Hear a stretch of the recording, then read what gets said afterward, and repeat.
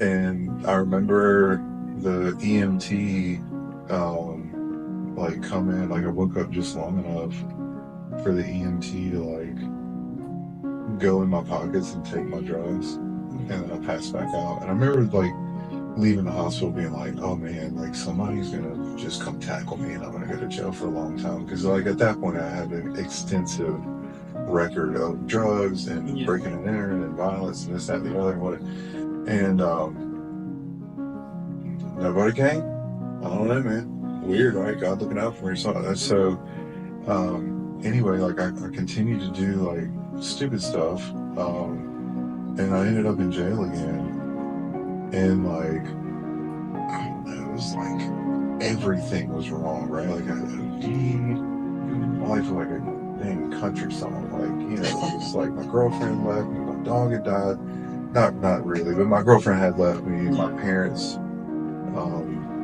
were like basically just disowning me. They used to come and get me out of jail. They weren't coming to get me long. So anyway, like I stayed long enough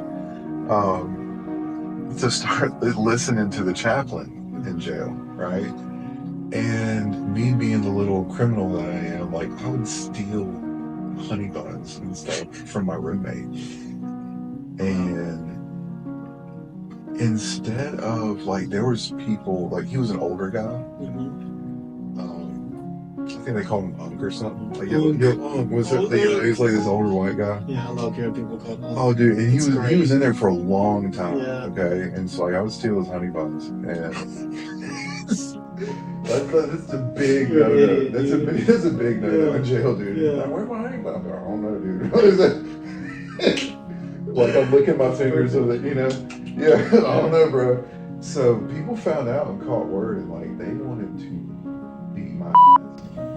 It was a 23-in-1 type of jail thing, which means you're in your cell 23 hours and you're out 1 hour a day. And so for that 1 hour, the door would crack open, and I was like scared to go out because I knew people like were out because man, they had Unk's back. You know what I'm saying? Yeah. Like, who's this little coming in stealing this? Yeah. And you know what he did? He said, "Nah, man, leave him alone." Wow. I was like what? You know, like he knew, and he never broached the subject of me doing that, but I stopped, and then I kind of gained clarity somewhat, right, from my drugs. And he would always sit there. He'd wake up every morning and read from this little book, and it was a little Bible. Wow. And you know what he ended up doing? He ended up inviting me to a Bible study. That's so cool. In the jail. Wow. After I was stealing his you know what I mean? Yeah. Like, what? That's truly being Christ-like. Yeah. That's pretty cool. And so for my hour out, I went down to this other guy's cell, and man, there was like probably 8 people crammed in this place, man. They would just sit there, and like they're in there for a long time for some pretty serious stuff. And they were just sitting there like thanking God and talking about the Bible and this, that, and the other. That's so cool. And I could hear the chaplain preaching. And so